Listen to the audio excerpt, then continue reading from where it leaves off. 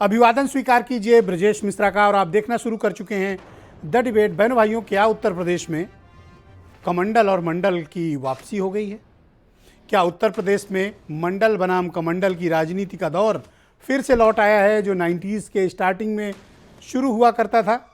क्योंकि जिस प्रकार से कमंडल में जमावड़ा बढ़ता जा रहा है और मंडल में भी जमावड़ा उससे भी बड़ा होता जा रहा है, इससे स्पष्ट प्रतीत होता है कि इस बार के चुनाव आमने सामने के हैं। इस बार के चुनाव पिछड़ावाद बनाम अगड़ावाद के हैं। इस बार का चुनाव केंद्रित होता जा रहा है कमंडल और मंडल में। क्या वाकई में ऐसा हो रहा है? और अगर होगा तो इसका उत्तर प्रदेश की राजनीति में क्या असर पड़ने वाला है? आगामी चुनाव में इसका इम्पैक्ट लेवल क्या होगा? हम आज इसका डिबेट के जरिए असेसमेंट करने की कोशिश करेंगे।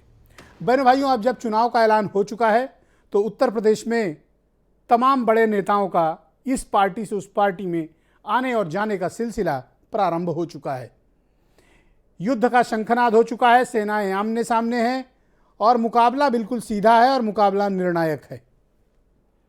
कोई भी पॉलिटिकल पार्टी जो इस वक्त सामने है, विशेष रूप से बीजेपी के नेतृत्व वाला एनडीए अलायंस और समाजवादी पार्टी के नेतृत्व वाला सोशलिस्ट अलायंस, इन दोनों ने आमने सामने की तैयारी कर ली है। कहीं कमंडल है तो कहीं मंडल का जमावड़ा है।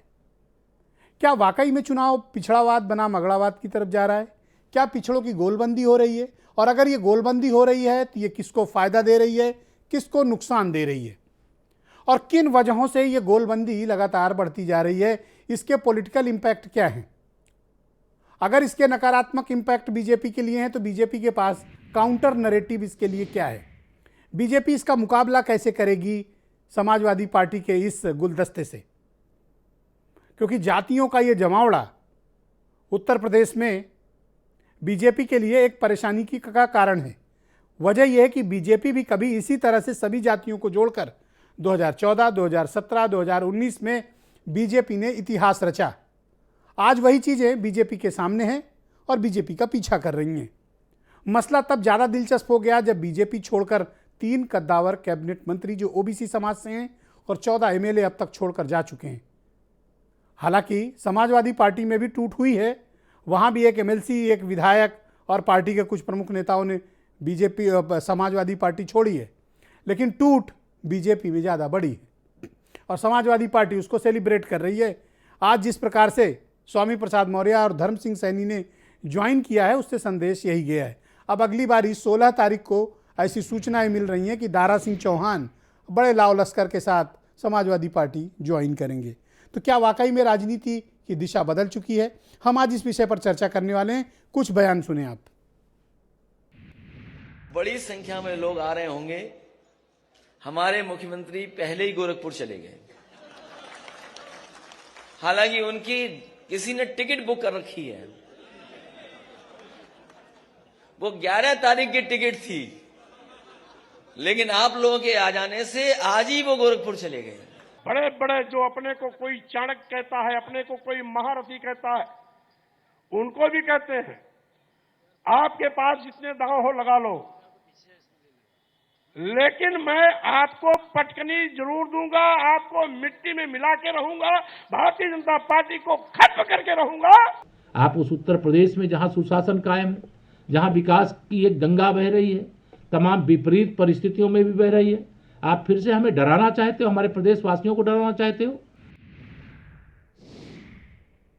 हालांकि केशव प्रसाद मौर्य सीधा हमला करने से बच रहे हैं।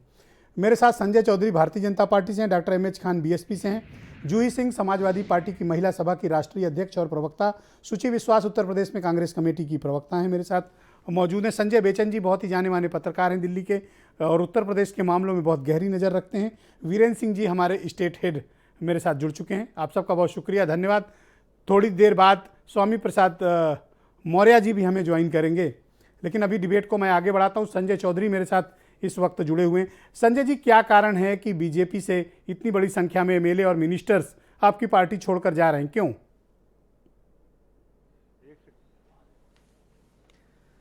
देखिए, कारण स्पष्ट है। उत्तर प्रदेश के राजनीतिक इतिहास में मौर्य समाज को जो सबसे बड़ा राजनीतिक प्रतिनिधित्व मिला वो उप मुख्यमंत्री के रूप में भारतीय जनता पार्टी के साथ मिला। ये सत्य है, मौर्य जी अगर भारतीय जनता पार्टी को छोड़ के गए होंगे तो वो बेहतर राजनीतिक प्रतिनिधित्व के लिए ही गए होंगे।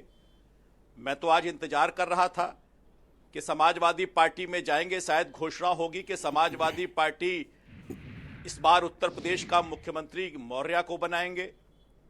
तो जो बेहतर राजनीतिक प्रतिनिधित्व के लिए और अधिकारों के लिए भारतीय जनता पार्टी से बेहतर अधिकार के लिए और बेहतर भागीदारी के लिए जिनके पास में जाते हैं, उनका राजनीतिक इतिहास बताता है कि वे कभी तो इस देश की राजनीति में देवीलाल जैसे जाट को प्रधानमंत्री बनने से रोकते हैं, जब वीपी सिंह के समय मौका आता है तो अजीत सिंह को मुख्यमंत्री बनने से रोकते हैं, और जब उनके पास सत्ता आती है तो केवल और केवल यादव के लिए उनकी राजनीतिक महत्वाकांक्षा संजय जी, मेरे पास होती है। मेरे पास एक ट्वीट रखा हुआ है सिद्धार्थ नाथ सिंह का, सीनियर कैबिनेट मिनिस्टर हैं और स्वामी प्रसाद जी के कुलीग भी रहे हैं।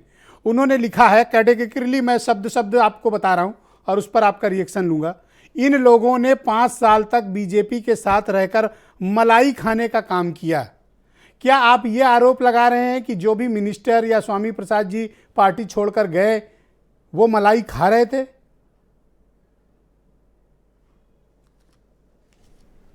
देखिए, मैं तो इस बात को कर रहा हूं कि स्वामी प्रसाद जी कहते, उनकी बात को अगर मैं सच मान लूं तो भारतीय जनता पार्टी में उप मुख्यमंत्री बनने के बावजूद भी मौर्य समाज को उचित भागीदारी नहीं मिली।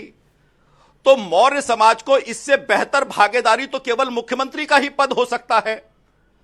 तो वो मुख्यमंत्री का पद क्या अखिलेश यादव की उस समाजवादी पार्टी में जो केवल सैफई परिवार के पेट भरने का काम करती है और उन्हें राजनीतिक प्रतिनिधित्व देने का काम करती है, वो यादव परिवार किसी और पिछड़े को कैसे अपनी भागीदारी दे सकता है? वे शायद अगर क्या मुख्यमंत्री समाजवादी संजय पार्टी जी, में शुक्रिया आपका। मैं थोड़ा सा वक्त चाहता हूं। मेरे साथ स्वामी प्रसाद मौर्य जी जुड़ चुके हैं और मैं जरा स्वामी प्रसाद जी से बात कर लूं, फिर आप लोग के पास लौट कर आऊंगा। अभी मैं सिर्फ स्वामी प्रसाद मौर्य जी से थोड़ा रिएक्शन ले लेता हूं। स्वामी प्रसाद जी, बहुत शुक्रिया आपका, बहुत बहुत धन्यवाद भारत समाचार पर समय देने के लिए। आप इस समय सिर्फ मुझसे मुखातिब हैं। मैं आपसे जानना चाहता हूं कि ओके भाई ब्रजेश जी, आज आपने घोषणा की थी कि आप कुछ बड़ा निर्णय लेने वाले हैं और दोपहर में मैंने देखा कि आप भारी लाव लश्कर लेकर समाजवादी पार्टी पहुंचे और आपने सपा ज्वाइन कर ली। तो आपने समाजवादी पार्टी को क्यों चुना? इसलिए कि मैंने भारतीय जनता पार्टी को देखा, परखा और पाया।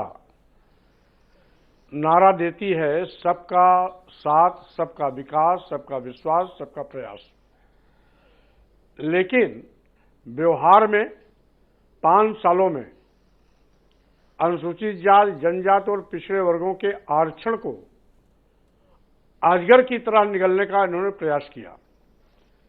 उसका मैं 2 दृष्टांत देता हूं। एक तो अभी 69,000 शिक्षक भर्ती में 19,000 पदों पर, आरक्षित पदों पर सामान्य वर्ग के लोगों को नियुक्ति पद दे दिया और पिछड़ा वर्ग आयोग भारत सरकार ने ही लोगों के प्रतिवेदन पर अपनी आपत्ति दर्ज कराई और उत्तर प्रदेश सरकार को अपनी संस्तुति भेजी कि आरक्षित पदों पर सामान्य लोगों की चयन दिलाना ये पिछड़े वर्गों के साथ अन्याय है। उत्तर प्रदेश सरकार ने स्वीकारा भी, स्क्रूटनी बैठाई, स्क्रूटनी कमेटी बैठाई और कहा 19,000 नहीं 6,000 आरक्षित पद पर सामान्य लोगों की भर्ती हुई है जी। हम फिर से 6,000 लोगों को पद देंगे, लेकिन दिया एक भी नहीं। एक चीज। दूसरी चीज, एक दूसरा प्रकरण है जिसको कि मैंने कैबिनेट में बहुत कड़ा प्रतिवाद भी किया था। एक लाइन का प्रस्ताव आया कि अनुसूचित जाति, जनजाति और पिछड़े वर्ग के अभ्यर्थी उपलब्ध नहीं है, इसलिए इन पदों पर सामान्य वर्ग से भर दिया जाए। जबकि उसमें ना इन्होंने आवेदन पत्र मांगा, ना एडवर्टीजमेंट निकाला। होता यह है व्यवहार में 1 बार, 2 बार, 3 बार एडवर्टाइजमेंट निकालने के बाद भी अगर अभ्यर्थी नहीं आते हैं तो इस तरीके का प्रस्ताव आता है। बिना एक बार भी विज्ञापन के इस तरह के प्रस्ताव लाकर के सारे मेडिकल कॉलेजों में इन्होंने associate professor, assistant professor, professor, reader सारे पदों पर भर्ती कर ली। हम ये कहना चाहते हैं कि भाई भारतीय संविधान ने आरक्षण की व्यवस्था दिया, जो बहुत पिछड़े हैं उनको भी आगे बढ़ने का मौका मिले। तो ये बात आपने बीजेपी टॉप लीडरशिप से कभी कही स्वामी प्रसाद जी? इसको मैंने कैबिनेट में भी एतराज किया। हमारे उस समय रखी गई बात से मुख्यमंत्री ने सहमति जताई, लेकिन उसी कैबिनेट में अपर मुख्य सचिव को डांटा जरूर, लेकिन नियुक्ति रोकने का आदेश नहीं दिया। नतीजा हुआ कि उसके बावजूद धड़ाधड़ नियुक्ति होती रही। अभी हमने 2 महीना पहले केंद्रीय नेतृत्व को भी अवगत कराया, लेकिन एक कान में तेल डाल करके लोग बैठे रहे। मैं भी मौके की तलाश में इंतजार करता रहा। आज आप मनमानी कर लो, जब नया जनादेश की बारी आएगी तो स्वामी प्रसाद मौर्य इसका बदला जरूर लेंगे। और अभी एक सज्जन कह रहे थे कि स्वामी प्रसाद मौर्य 5 साल मलाई खाए हैं। मैं आपके कैबिनेट के कुलीग हैं सिद्धार्थनाथ सिंह, मैं स्टेटमेंट पढ़ के सुना रहा हूं, आप पहले उसका श्रवण कर लें फिर आप रिप्लाई दें। तो सिद्धार्थनाथ सिंह का आप बयान सुने। सिद्धार्थनाथ सिंह जो आपके सहयोगी हैं, आपके दोस्त भी हैं, उन्होंने लिखा है इन लोगों ने 5 साल तक बीजेपी के साथ रहकर मलाई खाने का काम किया है। तो टेल मी मौर्य जी, आपने कितनी मलाई खाई, कहां कहां खाई, कितनी बार खाई और क्या स्टोर करके भी रखी है मलाई? अब चोर तो सबको चोर समझेगा, मलाई खाने वाले सबको सोचेंगे मलाई खा रहे हैं, लेकिन शायद उनको यह नहीं मालूम कि स्वामी प्रसाद मौर्य पहली बार मंत्री नहीं है सिद्धार्थनाथ जी की तरह। सिद्धार्थनाथ जी बाबूगिरी करते थे ऑफिस में बैठ करके। पहली बार उनको जिंदगी में मंत्री बनने का मौका मिला। वो 4-5 विभागों के मंत्री हैं। मैं तो मजदूरों का मंत्री था, जिसका उत्तर प्रदेश सरकार में कोई बजट ही नहीं होता है। सेस का पैसा आता है, उससे मजदूरों के वेलफेयर में हम पैसा लगाते हैं। सुप्रीम कोर्ट हर 3 से 4 महीने उसका एग्जामिन करता है, क्योंकि सुप्रीम कोर्ट के निर्देश में ही मजदूरों के वेलफेयर स्कीम के लिए निर्देश है कि सेस के पैसे में केवल मजदूर के वेलफेयर में पैसा खर्च किया जाएगा। तो फिर किस तरह की मलाई का जिक्र आपके कैबिनेट कुलीग दे सकते हैं सिद्धार्थनाथ जी कर रहे हैं? मलाई के विषय में तो सिद्धार्थनगर बेहतर बता सकते हैं। सिद्धार्थनाथ जी किस मलाई का जिक्र कर रहे हैं? अब वो जिस मलाई को खाते होंगे उसी मलाई को जिक्र करते होंगे। लेकिन मैं कहना चाहता हूं, आज मैं 6वीं बार मंत्री योगी जी की सरकार में हूं, और साथ ही साथ मैं ये भी कहना चाहता हूं, इतने लंबे राजनीतिक जीवन में न मैंने कभी कोई विभाग मांगा, न मिले हुए विभाग पर कभी एतराज किया। जो भी विभाग मिला उसको चमका के रखा। 2002 में खादी ग्राम उद्योग मंत्रालय था। पूरे देश में सर्वोत्कृष्ट कार्य के लिए मैं तत्कालीन प्रधानमंत्री अटल बिहारी वाजपेयी जी के हाथों से प्रथम पुरस्कार पाया था। बीजेपी की तरफ से एक और बात कही गई है मौर्य जी, और वो बात मैं अक्षरशः हूबहू आपके समक्ष प्रस्तुत कर रहा हूं और चाहता हूं कि आप उसका रिप्लाई दें। ये कहा गया कि मौर्य समाज से हमारे पास केशव प्रसाद मौर्य हैं और मौर्य समाज का हमने इतना सम्मान किया है कि उनको डिप्टी चीफ मिनिस्टर बनाया है। तो स्वामी प्रसाद जी क्या पाने गए हैं समाजवादी पार्टी? अब जो भारतीय जनता पार्टी ने ठगी किया, जो भारतीय जनता पार्टी ने कहा कुछ किया कुछ, जो भारतीय जनता पार्टी 85% का हक मार करके मात्र 5% लोगों के पेट भरने में लगाई है। और साथ ही साथ ब्रजेश जी, आप बहुत सीनियर पत्रकार हैं और बहुत दिन से हमारा आपका ऐसे समय पर मौका पर आमना सामना भी होता है। आपको ये जानकारी है कि भारतीय संविधान के द्वारा अनुसूचित जाति, जनजाति और पिछड़े वर्गों को आरक्षण की व्यवस्था के तहत जहां सामान्य वर्ग के लोग चयन किए जाते हैं, वहीं पर आरक्षित वर्ग पर ये लोग जाते हैं। अब सरकारी संस्थान बारी बारी प्राइवेट को दिए जा रहे हैं, जबकि निजी क्षेत्रों में कोई रिजर्वेशन नहीं है। सरकारी क्षेत्रों में रिजर्वेशन है। जहां रिजर्वेशन है उसको आप निजी हाथों में दे रहे हो। यानी प्रत्यक्ष अप्रत्यक्ष दोनों तरफ से आप आरक्षण को खत्म कर रहे हो। अगर हम इस पर नहीं बोलेंगे तो क्या योगी जी बोलेंगे, सिद्धार्थनाथ जी बोलेंगे, दिनेश शर्मा जी बोलेंगे? अब हम उस और वक्त केशव प्रसाद मौर्य जी तो बीजेपी के साथ हैं और बीजेपी का कहना है कि केशव जी मौर्य समाज के हमारे यहाँ बड़े नेता हैं, हमने उनको डिप्टी चीफ मिनिस्टर बनाया, पीडब्ल्यूडी जैसा बड़ा विभाग उनको दिया है। अब केशव प्रसाद मौर्य जी के पास भले डिप्टी सीएम और पीडब्ल्यूडी हो, लेकिन वो अपना रोना कई बार खुद रो चुके हैं। और जो खुद बेचारे की हालत में है वो दूसरों की मदद क्या कर सकता है, वो दूसरों की लड़ाई क्या लड़ सकता है? जो अपनी लड़ाई नहीं लड़ सकता है वो दूसरों की लड़ाई क्या लड़ सकता है? इसलिए केशव प्रसाद मौर्य के प्रति हमारी सहानुभूति है। हमारा छोटा भाई है, भले उप मुख्यमंत्री हो लेकिन मेरा छोटा भाई है। दिक्कत यह है कि केशव प्रसाद मौर्य जी की मजबूरी है, क्योंकि वो विश्व हिंदू परिषद आरएसएस में पैदा हुए हैं, आरएसएस की भाषा पढ़े हैं और रटुआ तोता की तरह वो आरएसएस की ही बात करेंगे, चाहे जितने अपमानित हो। और अपने सम्मान के लिए कभी बोल नहीं सकते, कभी खड़े नहीं उठ सकते, कभी लड़ाई नहीं लड़ सकते। वो क्या करेंगे? एक नहीं हजारों केशव प्रसाद मौर्य स्वामी प्रसाद मौर्य का पीछा तक नहीं कर सकते, बराबरी करना तो बहुत दूर की बात है। वो डिप्टी चीफ मिनिस्टर हैं और बीजेपी का बड़ा ओबीसी फेस हैं। आप ये ज्यादा तो नहीं बोल रहे हैं कि हजारों केशव मौर्य आपका मुकाबला नहीं कर सकते? भारतीय जनता पार्टी अगर उन पर इतनी मेहरबान थी तो वो तो प्रदेश अध्यक्ष थे, उनके नेतृत्व में चुनाव लड़ा, क्यों नहीं मुख्यमंत्री बना दिया? केशव प्रसाद मौर्य को इसीलिए मुख्यमंत्री नहीं बनाया क्योंकि वो भी पिछड़े वर्ग से ताल्लुकात रखते थे। भले आरएसएस के पृष्ठभूमि से रहे हो, भले विश्व हिंदू परिषद के पृष्ठभूमि से रहे हो, लेकिन वो भी बैकवर्ड थे, वो भी पिछड़े थे, इसलिए उनको मुख्यमंत्री नहीं बनाया। स्काई लैब गोरखपुर से भेजा गया, पहले गाजीपुर से भेजा गया था, वो रास्ता भटक गया, मिर्जापुर चला गया विंध्याचल के देवी दर्शन करने, वहां उसका स्काई लैब ब्लास्ट कर गया।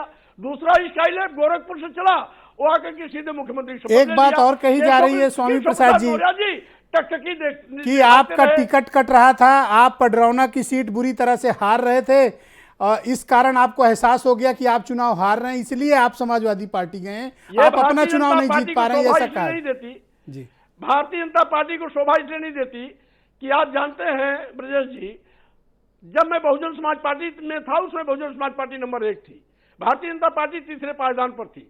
14 साल का वनवास इसका पूरा हो गया था। मैं मोदी जी ने जब ये दुहाई दिया कि लोग हमको नीच इसलिए कहते हैं कि मैं पिछड़ी जात में पैदा हुआ हूं, मोदी जी की इस बात से प्रभावित होकर मैं भारतीय जनता पार्टी में आया था। मैंने सोचा हो सकता है भारतीय जनता पार्टी का दिल दिमाग बदल गया हो, चेहरा बदला है, हो सकता चरित्र बदल गया हो, लेकिन यहां आके देखा मैंने कि चेहरा भले बदल गया हो लेकिन चरित्र नहीं बदला। और यही कारण है कि यहां पर आज अनुसूचित जात, जनजात और पिछड़े वर्गों के साथ खिलवाड़ हो रहा है। यही नहीं, यही किसान लोग जिन लोगों ने झूम के उड़ दिया, सालों साल उनको खुले आसमान के नीचे रहने के पड़ा, वो बनिया जो जिसका भारतीय जनता पार्टी का बेसुध माना जाता है, उसके लिए ऐसी नीति बना दी है कि गांव गरीब, गांव शहर का रहने वाला जो छोटा लघु एवं मध्यम व्यापारी है वो बेचारा सड़क पे आ गया। आज इन व्यापारियों में भी इनको अदानी और अंबानी दिखाई पड़ते हैं। इस तरीके से इनकी सोच जमीन पर नहीं है, आसमान पर है। और मैं ये भी कहना चाहता हूं कि भारतीय जनता पार्टी को स्वामी प्रसाद मौर्य ने 14 साल वनवास से निकाल करके पूर्ण प्रचंड बहुमत की सरकार बनाने में सहयोग दिया था। पर वो तो कह रहे हैं आप अपनी सीट जीतने की स्थिति में नहीं थे। अब ये तो मैं बताऊंगा कि कौन जीतने की हालत में, कौन नहीं जीतने की हालत में। और जो जीतने की हालत में नहीं थे वो सब बैकडोर से आ गए। हमारा मुख्यमंत्री भी बैकडोर से, हमारा डिप्टी सीएम भी बैकडोर से, हमारा दूसरा डिप्टी सीएम वो भी बैकडोर से, और हमारा प्रदेश अध्यक्ष वो भी बैकडोर से। सब बैकडोर वाले लोग इस प्रकार की बात करते हैं तो उनकी नादानी पर हमें हंसी आती है। आज मैंने आपका पूरा भाषण सुना समाजवादी पार्टी मुख्यालय में, खत्म कर दूंगा बीजेपी को, नष्ट कर दूंगा, जमीन पे मिला दूंगा, मिट्टी में मिला दूंगा, इनकी कोई हैसियत नहीं है, धोखा हुआ, बर्बाद कर दूंगा। ये किस तरह की आक्रामक भाषा का कारण? अब ये जानते हैं आप, लोकतंत्र में जो अपने वादा खिलाफी करता है जनता उसको बर्खास्त करती है। अब इन्होंने जो वादा खिलाफी किया है, आज गरीब, मजदूर, दलित, पिछड़ा, किसान, बेरोजगार नौजवान, छोटा और ये मध्यम व्यापारी सब परेशान है और सब इनके खिलाफ है।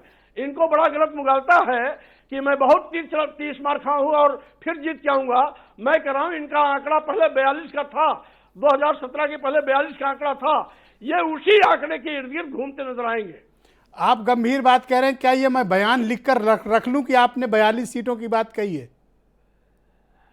10 मार्च 2022 के बाद हम आप फिर मिलेंगे और इस बयान को आप रखे रहिएगा, हमारी आपकी फिर इसी पर बात होगी। एक अंतिम सवाल है आपसे, और मैं उस सवाल को दोहरा रहा हूं।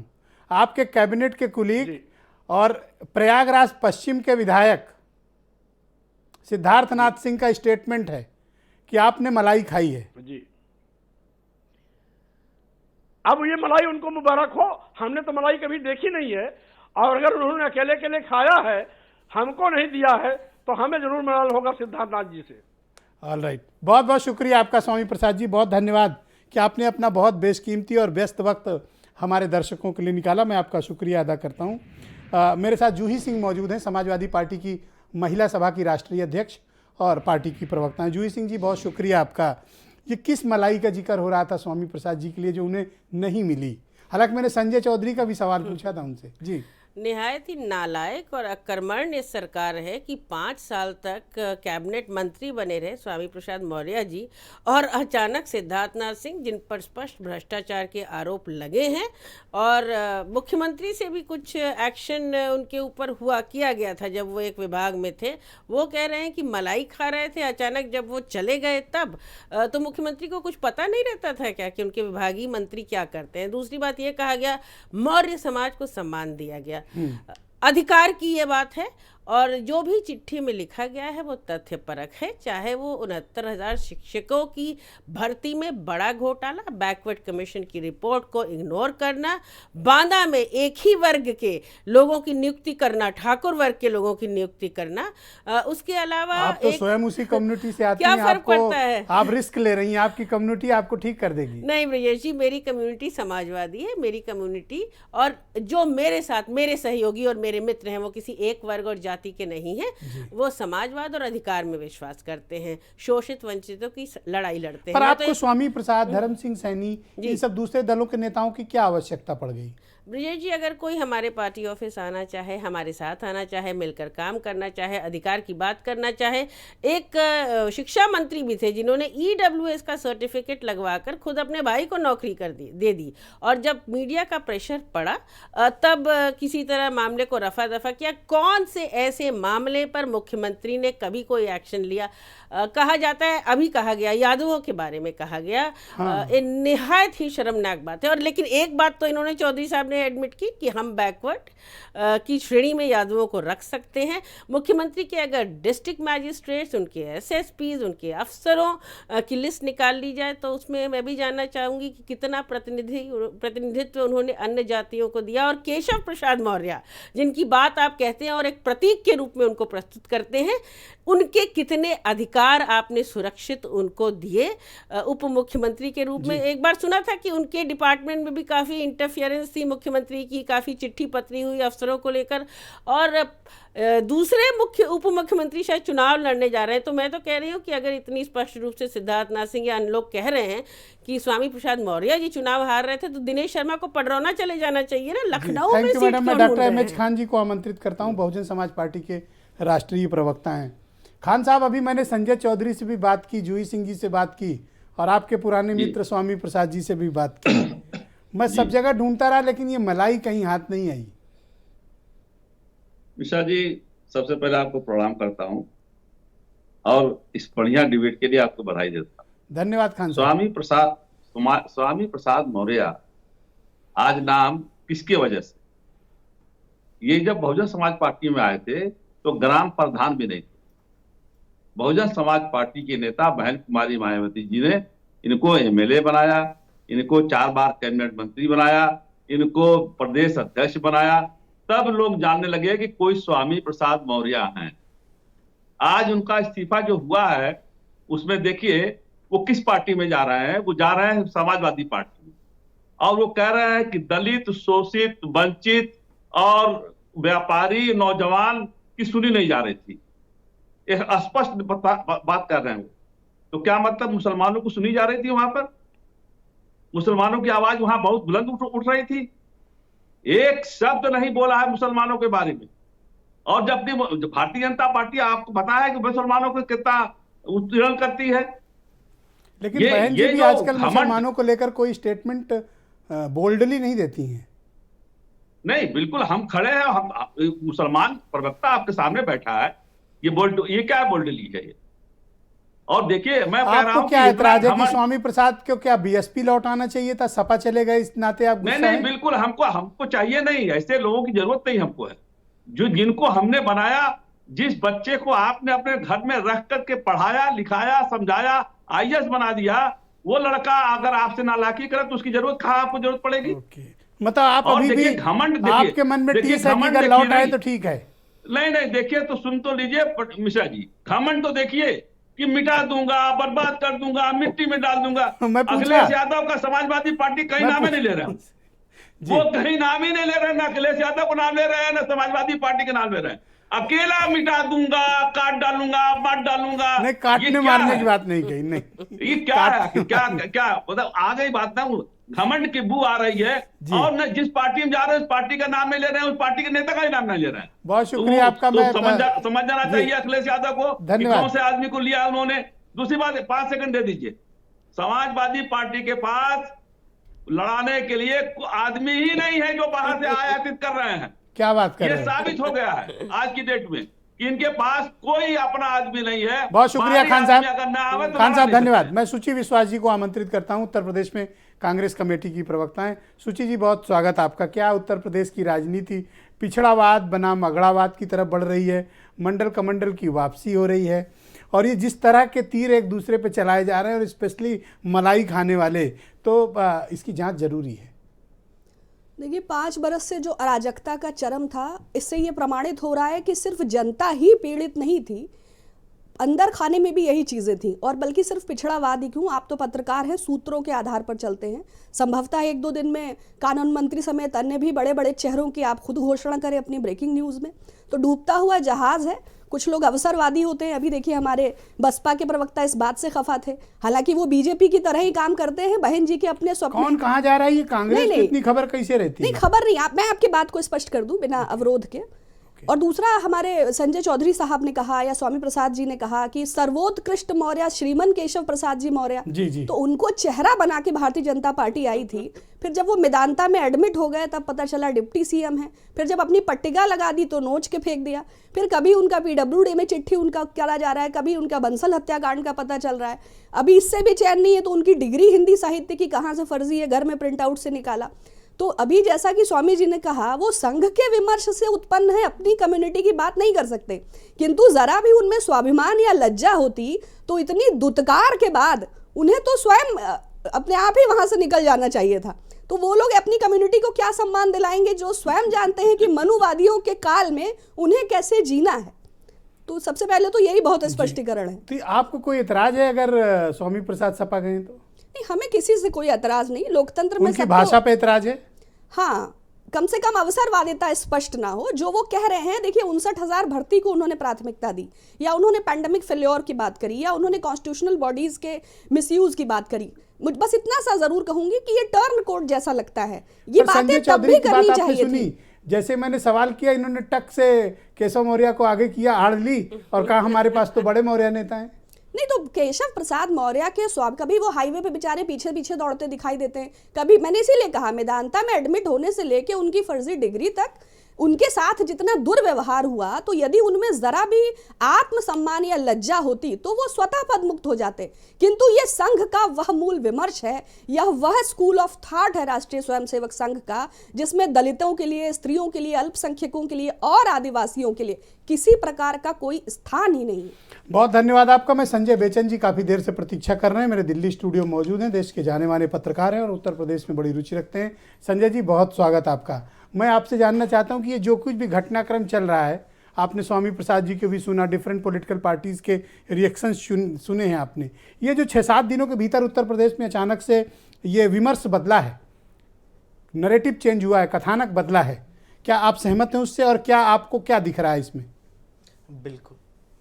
बिल्कुल, देखिए अखिलेश यादव का ग्राफ बढ़ता हुआ दिख रहा है मुझे, बहुत स्पष्ट है जिस तरह से ये लोग आए। हालांकि मैं स्वामी प्रसाद जी को सुन रहा था और जिस तरह से वो पिछड़ों के, दलितों के और बहुत दलित तबके का चैंपियन बनने का अपना दिखावा कर रहे थे, उससे मैं सहमत नहीं हूँ। वो चैंपियन अखिलेश यादव है। आज स्वामी प्रसाद मौर्य को अखिलेश यादव की ज़रूरत है, क्योंकि अखिलेश यादव ने अपनी वो यूएसपी क्रिएट की है, एक बड़ा समाज। देखिए, पहले अखिलेश यादव के लिए कहा जाता था कि उनके साथ सिर्फ 2 वोट बैंक हैं, मुस्लिम और यादव, MY इक्वेशन। लेकिन अखिलेश जी ने इसको बहुत ही राजनीतिक सूझबूझ के साथ इसको आगे बढ़ाया है, इस आधार को बढ़ाया है। आज अखिलेश जी की मजबूरी नहीं है स्वामी प्रसाद मौर्य। पर आपको सुन के जूही सिंह को थोड़ा झटका लगा है। सिंह चौहान, आपको सुन के जूही सिंह को थोड़ा शौक आ गया है। क्यों? आई डोंट नो भाई, क्यों जूही जी को? आई डोंट नो भाई, पर इनको थोड़ा झटका लगा है क्योंकि पूर्व का इनका कुछ अनुभव है आपके साथ। नहीं, मैं तो गो अहेड संजय जी, पता नहीं प्लीज इनका गो क्या अनुभव है। मैं एक तथ्यात्मक बात कर रहा हूँ। और आज जो है ये स्वामी प्रसाद मौर्य हो या जो भी सपा में आ रहे हैं, उनको अखिलेश जी के कंधे की जरूरत है। आज का जो यूपी का चुनाव है वो 2 व्यक्तियों का चुनाव है, योगी वर्सेस अखिलेश यादव। तो इसमें अखिलेश यादव एक बहुत बड़े चेहरे। पर आप बताओ, क्या हम इसे मान सकते हैं कि पिछड़ावाद वर्सेज झगड़ावाद है, मंडल वर्सेज कमंडल है? क्या हम ऐसा कह सकते हैं या नहीं? बिल्कुल। देखिए, वो तो इनबिल्ट है। जब भाजपा की राजनीति होगी तो भाजपा पोलराइजेशन को और जो भाजपा का कोर इशू है उसको लेके आगे बढ़ेगी। भाजपा का कोर हिंदू वोट बैंक है, राम मंदिर है, कृष्ण मंदिर है, और अखिलेश जी का जो कोर वोट बैंक है वो पिछड़ा है, आरक्षण है, मुसलमान है। तो ये दोनों अपने अपने कोर इश्यूज को आगे लेके बढ़ेंगे। तो मंडल और कमंडल तो है ही, उत्तर प्रदेश से मंडल और कमंडल बाहर हो नहीं सकता है। लेकिन आज इन इश्यूज के ऊपर जो 2 बड़े चेहरे यूपी के संग्राम में हैं वो अखिलेश यादव और योगी हैं। स्वामी प्रसाद मौर्य और बाकी जो लोग हैं ये राजनीतिक अवसरवादिता के प्रतीक हैं। 5 वर्षों तक चुप रहे, 5 वर्षों के बाद अचानक इनको आत्मबोध हुआ कि दलितों के साथ, पिछड़ों के साथ यहाँ अन्याय हो रहा है, तो चलो अखिलेश जी की तरफ चलते हैं। इनफैक्ट ये अखिलेश की ताकत की तरफ गए हैं। इनका दलितों से, पिछड़ों से कोई मतलब नहीं है। उसके अखिलेश उनके सच्चे हितैषी, ये आपको मानना पड़ेगा। आप अखिलेश यादव से राजनीतिक रूप से असहमत हो सकते हैं। मैं असहमत था पिछली बार, तो इसलिए जूही सिंह जी को झटका लग रहा है। लेकिन आप उनके राजनीतिक हैसियत से कैसे इनकार कर सकते हैं? आप अखिलेश यादव की राजनीतिक हैसियत से तो भाजपा नहीं इनकार कर सकती, जो सत्ता में बैठी है, जिसको अखिलेश यादव का डर सता रहा है, जो कांटे के मुकाबले में है। तो मंडल और कमंडल तो रहेगा जी, क्योंकि अखिलेश और योगी हैं, दोनों आमने सामने हैं। करेक्ट है सर। और ये चुनाव बहुत ही दिलचस्प, मैं सर इस बात से 100% सहमत। मैंने तो बल्कि कहा हुआ लोगों से कि इस पर शोध करिए, स्टडी करिए इस बार के इलेक्शन पे। बहुत राजनीतिक छात्रों को मैंने आमंत्रित किया है। बहुत दिलचस्प, बहुत जी। वीरेंद्र जी आ गए हमारे साथ डिबेट में। वीरेंद्र जी, बहुत स्वागत आपका। ये क्या चल रहा है उत्तर प्रदेश के भीतर? क्या विमर्श बदल रहा है? क्या नरेटिव चेंज हो रहा है? क्या मंडल कमंडल के दौर की वापसी हो रही है? पिछड़ा बनाम अगड़ा चल रहा है? और जिस प्रकार से की भाषा इस्तेमाल हो रही, कहा गया मलाई खा रहे थे तो उधर से कहा गया मिटा दूंगा, बर्बाद कर दूंगा। देखिए, मंडल मतलब ये है कि आरक्षण समर्थक, और कमंडल मतलब हिंदुत्व वाले लोग। ये मंडल कमंडल इसीलिए तो इस्तेमाल होता है जी। लेकिन 85 और 15, और बीजेपी ने भी तो इसी 85-15 का इस्तेमाल किया। बीजेपी ने कहा कि जो 15% लोग हैं जो देश को टैक्स देते हैं, जो उच्च जातियों के लोग हैं, इनसे फैक्ट्री लगाए हैं, उद्योग धंधे हैं, नौकरी पेशा है, ये करें और 85% की मदद करो, इनको राशन दो, इनका शौचालय बनाओ, इनको घर बनाने के लिए पैसा दो, और इनको 4-4 महीने किसान निधि दो, तमाम चीज़ें। तो बीजेपी का भी फोकस 85% पर ही है। वो ये ज़रूर है कि वो सवर्णों की पार्टी मानी जाती है, उस पर ये कहा या ठप्पा लगा है या सवर्ण उसको मानते रहे अपने नज़दीक। लेकिन वो 15 से लेके 85 को ही दे रही है। और आज जो ये समाजवादी पार्टी कार्यालय में नेता इकट्ठा हुए, विधायक इकट्ठा हुए, अखिलेश यादव के साथ आए। देखिए हवा, फिजा, यही सब तो है, माहौल, यही सब बनता बिगाड़ता है। लेकिन जब तक आप हमारे साथ हैं तब तक आप संत हैं, बेदाग हैं। हमारे साथ आप हटे तो आप सबसे बड़े दागी हो गए, बेईमान, भ्रष्ट हो गए, अवसरवादी हैं। तो ये हर दल में होता है, इसमें कोई नई बात नहीं है। लेकिन अगर आप देखिए तो उत्तर प्रदेश में जो सरकार बननी है वो कैसे बननी है। अखिलेश यादव के पास 30-32% वोट बैंक है, बीजेपी के पास 40-45% वोट बैंक है, मिलता रहा वोट। अब ये अगर 10%, 12% वोट बढ़ेगा समाजवादी पार्टी का, तब वो सरकार बनाने के में आ जाएगी स्थिति में, और उतने वोट बीजेपी का कटे। कैसे? राजभर, अपना दल, जाट, जैन चौधरी, ये सब जो है संभावनाओं को बढ़ा दिया उन्होंने, उसको और बलवती कर दिया। अब आ गए स्वामी प्रसाद और दारा सिंह चौहान और धर्म सिंह सैनी। तो जब उत्तर प्रदेश में 54% के करीब ओबीसी जातियां मानी जाती हैं और यही सरकार बनाती हैं, तो अगर उनके बड़े बड़े नेता बीजेपी में गए थे 2017 में तो बहुत ज़्यादा बहुमत की सरकार बनी। 325 सीट तो बीजेपी भी नहीं सोची थी कि वो जीतेगी, बन गई। अब ये लोग भी छोड़ के आ रहे हैं, पता नहीं कितना की बनेगी, कितना घटेगी। कुछ लोग अभी नहीं आए या ना आएंगे, हवा में नाम जरूर उछला, चाहे ब्रजेश पाठक का हो, चाहे रीता बोगड़ा जोशी का हो, चाहे दयाशंकर सिंह का हो। ये सब लोग अपनी पार्टी में खुश हैं। तो जो सरकार के समीकरण हैं वो समीकरण नहीं, 7-8% वोट बैंक के आसपास ही तो बन बिगड़ रहा है। अब उसमें ये कमंडल अगर जोर मारेगा तो, और मंडल दोनों कौन किस पे भारी पड़ता है ये देखिएगा आप।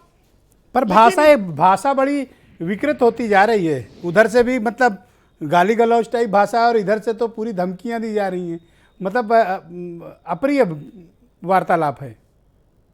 देखिए ब्रजेश जी, ये तो लाठी डंडा, मारपीट, गाली गलौज ये तो चलेगा ही एक दूसरे के नहीं, अभी लाठी डंडे तक बात नहीं आई, आप एडवांस में क्यों पहुंचाई दे रहे हो?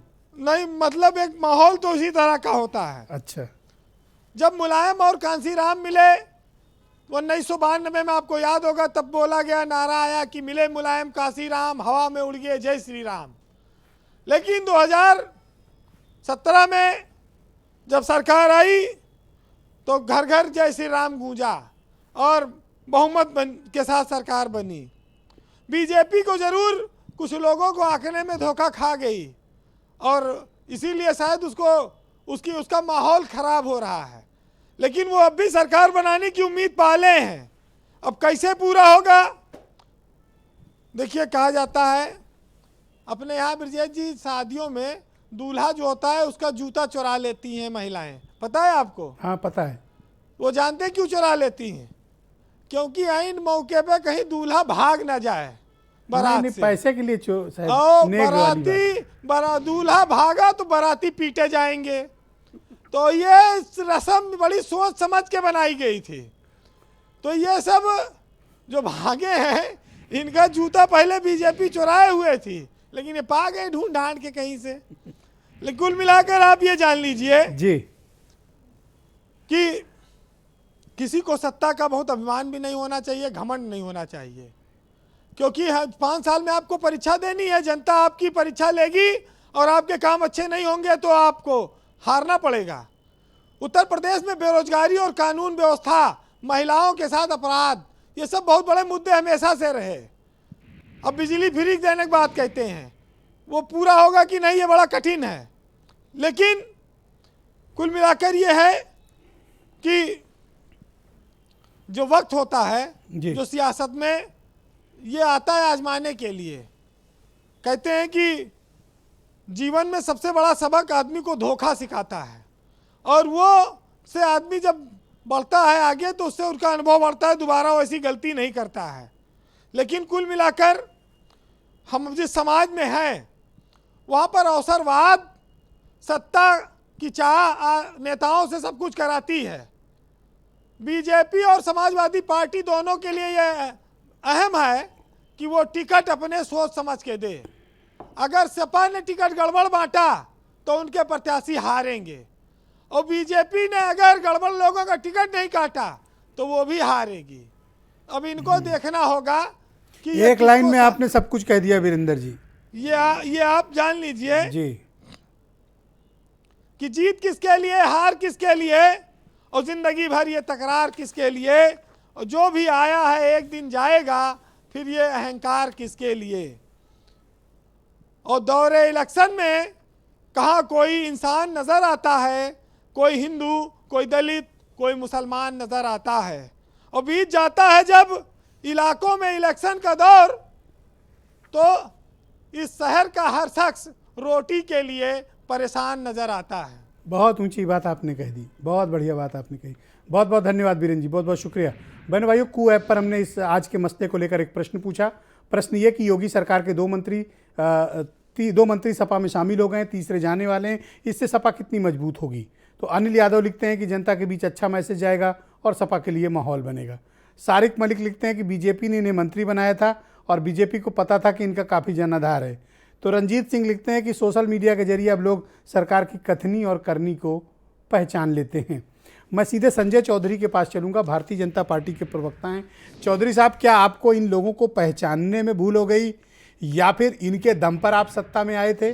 अब जब इनकी उपयोगिता हो गई, आपने इनको किनारे लगा दिया था, जिसको कहते हैं बर्फ़ में लगाना। अच्छा, ना तो विभाग दिया, ना मंचों पर अहमियत दी। अब ये चले गए तो आपको उनमें 20 खामियां नजर आ रही। देखिए, मुझे लगता है कि ये गलत तथ्यों को रख रहे हैं। भारतीय जनता पार्टी में प्रधानमंत्री का पद पिछड़े के पास है। उत्तर प्रदेश में जो संवैधानिक प्रमुख है वो पिछड़े के पास है। उत्तर प्रदेश से लगा हुआ राज्य बिहार है, वहां भारतीय जनता पार्टी ने संवैधानिक प्रमुख के पद पर पिछड़े वर्ग को बिठाया है। एक और बगल का राज्य है मध्य प्रदेश, वहां का संवैधानिक पद का जब बात आती है तो वहां भी पिछड़े वर्ग को पहुंचाती है। और भारतीय जनता पार्टी ने उत्तर प्रदेश में मौर्य समाज को उप मुख्यमंत्री का पद है, प्रदेश अध्यक्ष के पद पर पिछड़े समाज का व्यक्ति बैठा है। तो मुझे नहीं लगता कि यह मुद्दा कहीं भी प्रभावशाली हो पाएगा कि भारतीय जनता पार्टी ने पिछड़ों की उपेक्षा की है। निश्चित रूप से पर आपने स्वामी प्रसाद जी की बात सुनी, काफी खरी खोटी बोल रहे थे आपकी पार्टी को। मैं समझता हूं कि अगर आपने मुझे मौका दिया होता स्वामी प्रसाद जी से, तो मैं एक प्रश्न जरूर पूछता कि अब जब अखिलेश यादव जी मुख्यमंत्री थे तब वो लीडर ऑफ अपोजिशन थे। उस दिन मैं विधानसभा के अंदर था, उन्होंने रिजर्वेशन इन प्रमोशन में जो डिमोशन किया है उसको लेकर वो अखिलेश यादव के ऊपर बरस रहे थे। वो कह रहे थे कि दलितों का और पिछड़ों का अधिकार अगर किसी ने मारा है तो वो आदमी अखिलेश यादव जी है। तो मुझे लगता है कि जब वो अखिलेश के बगल में पहुंच गए हैं तो वो इस प्रश्न का जवाब समाजवादी पार्टी से जरूर चाहेंगे कि दलितों और पिछड़ों का हक जिसने मारा था, जो स्वामी प्रसाद जी कहते थे, उसका उत्तर अब अखिलेश यादव जी, वो अखिलेश यादव जी जो पिछड़ों के नाम पर केवल सैफई परिवार को अपने पिछड़े मानते हैं, वो कैसे दे पाएंगे? मैं एक घटना आपको बताना चाहता हूं जिसका आप जिक्र कर रहे हैं, जो प्लेनेटरी सेशन हुआ था सदन का, तो उसमें सबकी स्पीचेस हुई थी। तो स्वामी प्रसाद जी ने मुलायम सिंह यादव और अखिलेश यादव की बड़ी प्रशंसा की थी। तो मायावती इनसे इतना नाराज हो गई थी कि उन्होंने इनकी रिकॉर्डिंग मंगवाई थी और स्वामी प्रसाद जी को बहुत डांट पड़ी थी कि आपने कैसे सदन के भीतर तारीफ की। ये भी एक घटना हुई थी, तब मैं किसी और चैनल में हुआ करता था। मैं भी उस दिन सदन में था, तो मुझे यह याद है कि अखिलेश यादव जी के उस कृत्य के खिलाफ समाजवादी पार्टी के विरोध में बसपा के लीडर ऑफ अपोजिशन रहते हुए स्वामी प्रसाद जी ने क्या कहा था। मैं चूंकि मैं सशरीर वहां पर उपस्थित था, तो मैंने वो वाकया देखा। मैं इसलिए कह रहा हूं क्योंकि सीडी तब हमारे चैनल से मंगवाई गई का हक मारा। सीडी हमारे चैनल ने दी थी, मंगवाई थी किसी ने। वो मुझे प्रकरण याद है। तो मुझे लगता था कि आज अखिलेश यादव जी उस पर भी करेंगे कि उस चीज पर उनका स्टैंड क्या है, और समाजवादी पार्टी मैं आ रहा हूं जी, आप ही पास आ रहा हूं। शुक्रिया संजय जी, उनके लिए बड़ी पुरानी यादें आपने ताजा कर दी, बहुत शुक्रिया। देखिए, सीनियर लोग आते हैं डिबेट में तो मजा आता है। जूही जी आप बताइए, संजय जी जो बात कह रहे हैं, इस बात की एक अंश में सच्चाई है कि कभी वो बड़ी मुखालफत करते थे, आज मुंह भर भर कर तारीफ कर रहे हैं। इसलिए संजय जी को कहने का हक नहीं है, दूसरे लोगों को कहने का हक है कि वो अपॉर्चुनिस्ट हैं। ब्रिजेश जी, संजय जी सीनियर होंगे, इतिहास अच्छा लगता है, कभी बैठकर कॉफ़ी पर डिस्कस कर लेंगे। अभी तो ये बताएं कि 5 साल में इन्होंने पिछड़ों का हक क्यों मारा। अभी प्रधानमंत्री की बात कर रहे थे, लैटरल एंट्री जो आपने इंट्रोड्यूस कराई है उसमें क्या IAS और PCS जो अफसर इम्तहान देकर सेलेक्ट होते थे उसकी जगह आप अपने लोगों की भर्ती कर रहे हैं। जो नियुक्तियाँ निकल रही हैं चाहे वो विश्वविद्यालयों में हो, डिग्री कॉलेजेस में हो, उसमें आप क्यों पिछड़ों, दलितों, आदिवासियों की नियुक्तियां नहीं निकाल रहे हैं। 69,000 शिक्षकों की भर्ती में जो घोटाला हुआ वो आपने क्यों होने दिया, क्यों आपने बैकवर्ड कमीशन की रिपोर्ट को इग्नोर किया। और अभी भी सर आप सुन लीजिए, अब आप चुप रहिए, आरोप प्रत्यारोप नहीं है, तथ्य है। जब सच होता है तो मिर्ची बहुत लगती है। ये भारतीय जनता पार्टी की पहचान है। सच को सुनना नहीं चाहते और चिल्लाकर आवाज दबाना चाहते हैं। अरे आप क्या बोलेंगे, मीठी मीठी मत बात करिए। अगर आप पहुंच गए थे विधानसभा तो इतिहास के किस्से कहीं और सुनाइएगा।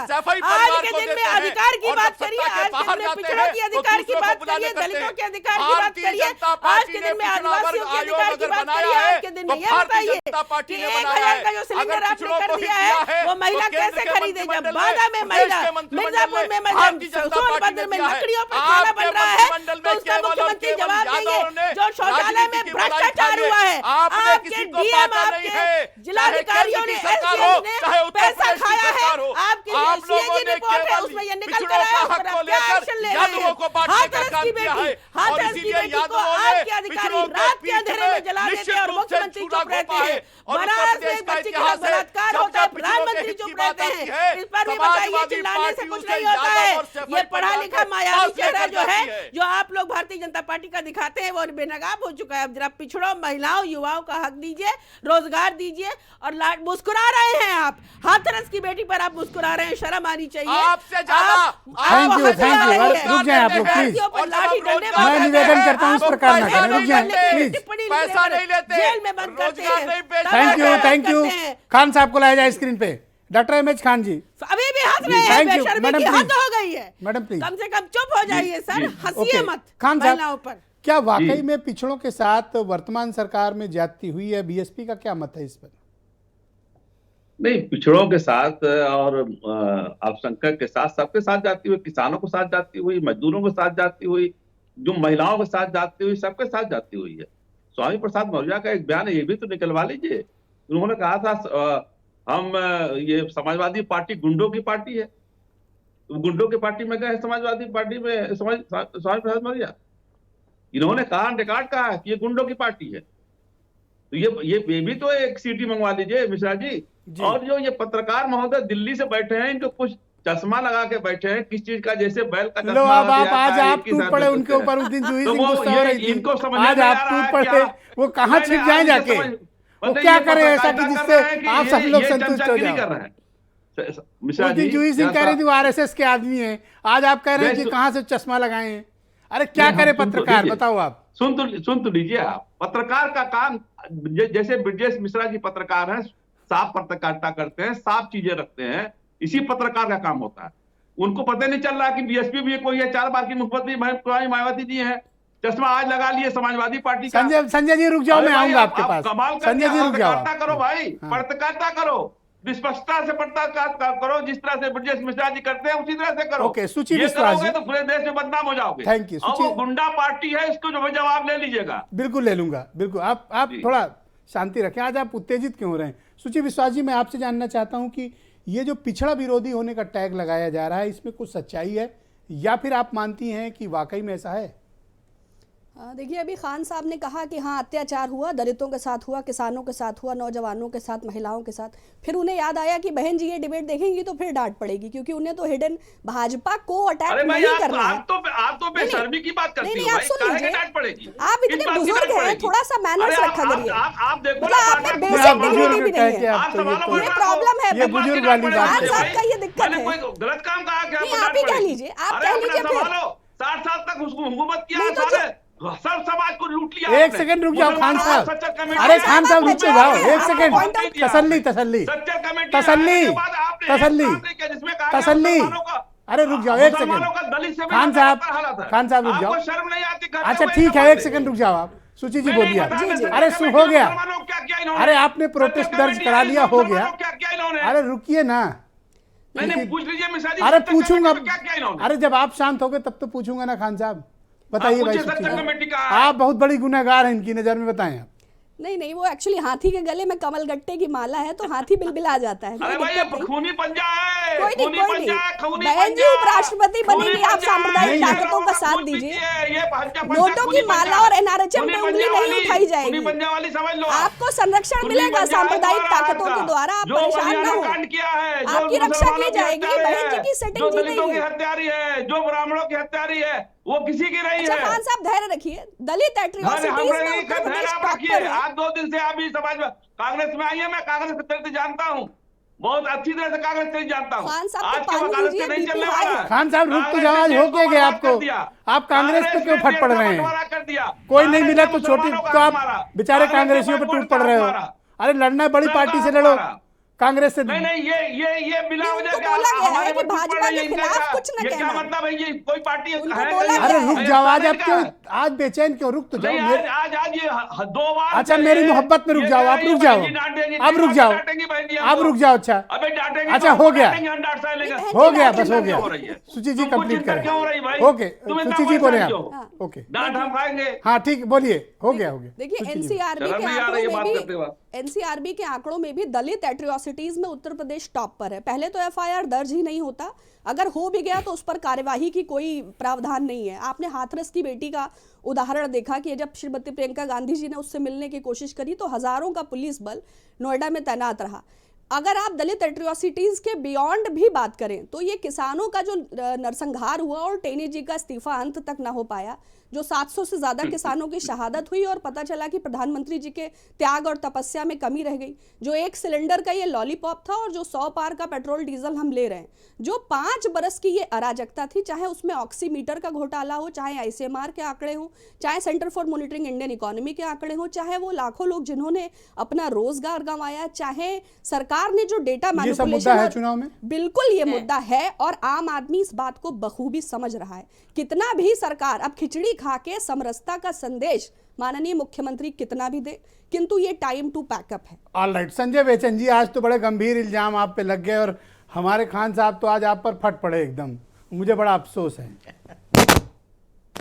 खान साहब ने शायद उस दिन मुझे सुना नहीं जब कांग्रेस की प्रवक्ता ने बहन जी के लिए अनपढ़ शब्द का इस्तेमाल किया था, तो मैंने उसका विरोध किया था। मैंने कहा था कि ये ठीक नहीं है।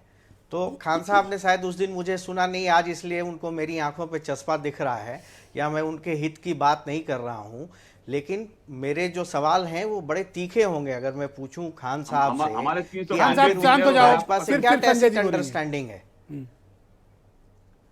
आज जो है वो कांग्रेस को के पीछे पड़े हैं, सपा के पीछे पड़े हैं, दलितों के काउज को मायावती जी ने चैंपियन किया, इसमें कोई दो राय नहीं है। लेकिन जो वो इनका जो हाथी है, जिस तरह से अपने रास्ते से भटका, उसको भी पूरी दुनिया ने देखा और वो समझने की ज़रूरत है। मैं बसपा के खिलाफ नहीं हूँ, बहन जी के खिलाफ नहीं हूँ, लेकिन एक राजनीतिक बात कर रहा हूँ कि आखिर क्या है कि यूपी में इतनी बार सरकार बनाने के बाद, दलितों की इतनी बड़ी फोर्स होने के बाद आज कहीं नहीं है बसपा सीन में।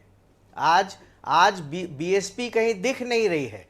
आज यूपी के पूरे परिदृश्य में देखें आपको तो सिर्फ 2 चेहरे दिख रहे हैं, एक अखिलेश यादव का चेहरा है, एक मायावती जी का चेहरा है। प्रियंका जी कोशिश कर रही हैं और प्रियंका जी का जो प्रेजेंस है वो बहन जी से ज्यादा पावरफुल घूम रहे, नहीं दिखाई दे रहा आपको, चेहरा दिखाई दे रहा आपको तो सवाल है, यही बात है कि आप फील्ड में जाते नहीं है, क्षेत्र में जाते नहीं है। आप देखिए ना 300-350 कैंडिडेट आपको दिखाई देगा, शांत रहिए। आपकी बहन जी नहीं जा रही है, क्योंकि दिल्ली में बैठे नेता चुनाव नहीं लड़ रही है। निकलिए जरा लखनऊ आइए। अरे तो आपकी मायावती जी क्यों चुनाव नहीं लड़ रही है? जो कैंडिडेट हम चुनाव मैदान में कूद पड़े हैं। अरे मायावती जी क्यों चुनाव से भाग रही है? मैं तो दिल्ली बैठा हूँ, मायावती किससे भाग रही है? किसी से भाग नहीं रही है, जनता के बीच में है, जनता के बीच में चुनाव की तैयारी कर रही है। कहाँ जनता के बीच में दिख नहीं रही है? जनता के बीच में सिर्फ 2 चेहरे हैं। स्थिति आप नहीं जान पाओगे, अभी बहुत समय लगेगा आपको समझने में। अरे क्या समय लगेगा, थोड़ा हो गई है, बिल्कुल वो देख रहे हैं, खान साहब देख रहे हैं। खान साहब एक सेकंड शांत हो जाओ, सिर्फ संजय जी बोलेंगे। संजय जी अपनी बात कंप्लीट करो आप। तो मैं ये कहना चाह रहा हूं कि दो चेहरे दिख रहे हैं। प्रियंका गांधी ने भी अपनी उपस्थिति दर्ज कराई है। जो कांग्रेस मृत प्राय सी हो गई थी, प्रियंका गांधी ने उसको एक चेहरा दिया है, एक मोटो दिया है। और आज की तारीख में जो उत्तर प्रदेश का राजनीतिक परिदृश्य है, उसमें प्रियंका गांधी की भी उपस्थिति है। दुर्भाग्य ये है कि जो दलितों की चैंपियन रही मायावती इस परिदृश्य से गायब है। बहुत बहुत शुक्रिया। मैं आप सबका बहुत आभार प्रकट करता हूं कि एक बेहतरीन परिचर्चा में आप सब संजीदा लोग भी आए, सबने अपनी अपनी बातें रखी और बड़े ही विस्तार पूर्वक आप सबने अपनी बात रखी। मैं आप सबका शुक्रगुजार हूं। स्वामी प्रसाद मौर्य जी का भी धन्यवाद कि उन्होंने अपने व्यस्ततम समय में से हमारे लिए वक्त निकाला। और बहनों भाइयों, आप सबका भी बहुत शुक्रिया।